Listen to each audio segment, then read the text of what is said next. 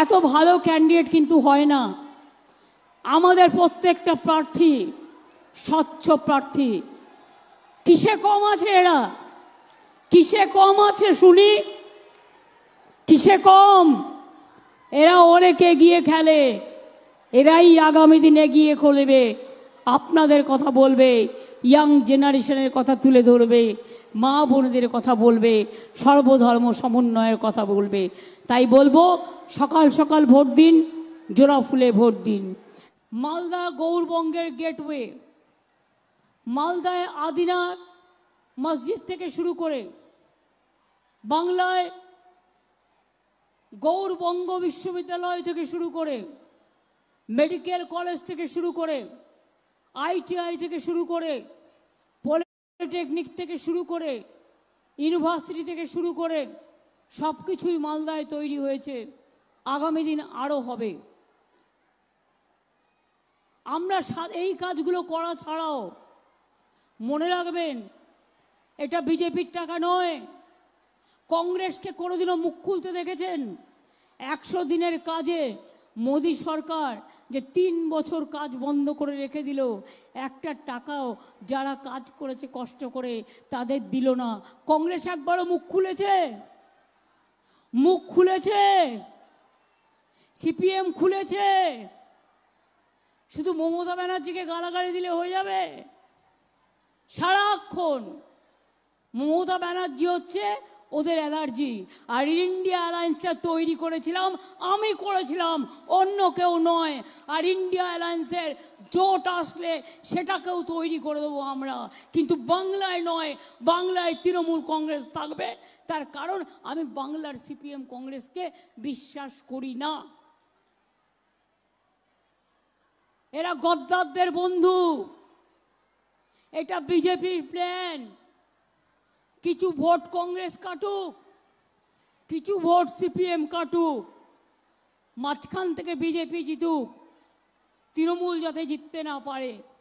কারণ তৃণমূল জিতলে আপনারা দেখেছেন পার্লামেন্টে 1 নম্বর লড়াই বিজেপির বিরুদ্ধে যদি কেউ করে থাকে, তৃণমূল কংগ্রেস, আর কেউ নয়। যখন NRC হয়েছিল, কোথায় ছিল অন্য রাজনৈতিক দলগুলো? আমরা রাস্তায় রাস্তায় ঘুরে বেড়েছি। আসামে যখন 19 লক্ষ মানুষের নাম বাদ দেওয়া হলো, কোথায় ছিল রাজনৈতিক দলগুলো? তারা কেউ ছিল না। আমাদের লোকেরা আসামে গিয়েছিল। এই মমতাবালা ঠাকুর বসে আছে দেখছেন, ওকে পাঠিয়েছিলাম মতুয়া সংঘের, ও আমাদের MP রাজ্যসভার। কাকুলে গিয়েছিল মৌসুম নূর, আমাদের MP, রাজ্যসভার MP করে দিয়েছি মালদা থেকে। মনে রাখবেন, ডেরেক ওব্রায়েন গিয়েছিল, আর তাদের আসামে ঢুকতে পর্যন্ত দেওয়া হয়নি। তাদের ওপর অত্যাচার করা হয়েছিল 19 লক্ষ লোকের নাম বাদ দিয়ে। আবার এখন কি বলছে? এখন বলছে আবার NRC করবে। ক্যান নোটিশ জারি করেছে, আর ইউনিফর্ম সিভিল কোডের নোটিশও ম্যানিফেস্টোয় দিয়ে দিয়েছে। আপনারা কি চান NRC হোক? কি ভাই বোনেরা আমার, আপনারা কি চান NRC হোক আর আপনাদের নাগরিকত্ব বাতিল হোক? তাহলে জোরে বলুন। এতক্ষণ চিৎকার করছিলেন, বলুন জোরে, না না না। NRC চান? একবার বললে হবে না, না না না। কে চান? ইউনিফর্ম সিভিল কোড চান? ধর্মে ধর্মে লড়াই চান? দাঙ্গা চান? ভাগাভাগি চান? বিভাজনের রাজনীতি চান? যদি না চান তাহলে মনে রাখবেন, আমি ওয়াদা করে যাচ্ছি, এটা আমার আত্মবিশ্বাস, আমি যেটা বলি সেটা আমি করি। মনে রাখবেন, জীবন দেওয়ার জন্য তৈরি থাকবো, তাও বাংলার মাটিতে NRC করতে দেব না, ক্যা করতে দেব না, ইউনিফর্ম সিভিল কোড করতেও দেব না। আর সারা ভারতবর্ষে এবার বিজেপি ক্ষমতায় আসছে না। অত চিন্তা করার কোনো কারণ নেই, অত ভয় পাওয়ার কোনো কারণ নেই, অত ইডিকে ভয় পাওয়ার কোনো কারণ নেই, সিবিআইকে ভয় পাওয়ার কারণ নেই, এনআইএকে ভয় পাওয়ার কারণ নেই। মাথা উঁচু করে চলুন। এখন সিবিআই, ইডি, এনআইএ বিজেপির ভাই ভাই হয়ে গেছে। ওটা ভাই ভাই সংঘ তৈরি হয়েছে একটা, বিজেপির ভাই ভাই সংঘ, অন্য ভাই ভাই সংঘের কথা আমি বলছি না।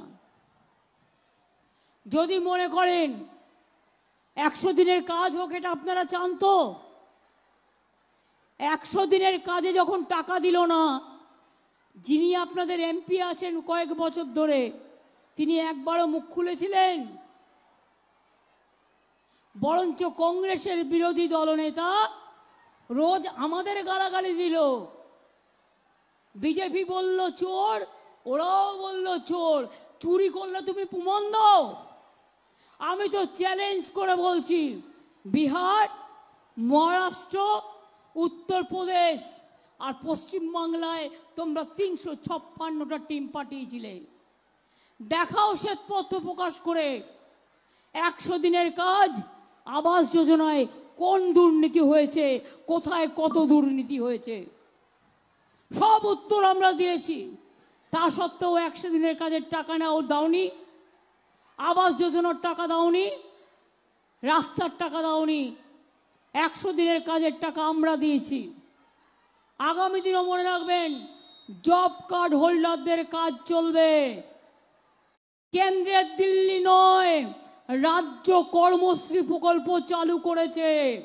50 দিনের কাজের গ্যারেন্টি দিয়ে গেলাম। টাকা রাজ্য সরকার দেবে, আর 50 দিনের বেশি যদি কেউ 60 দিনও করতে চায়, আমার কোনো আপত্তি নেই। 11 লক্ষ বাড়ি পুরো ডেটা দিয়ে দিয়েছিলাম যে করে দিন। बीजेपी बोल लो कर देंगे, उसका बाद नहीं हुआ, হয়নি।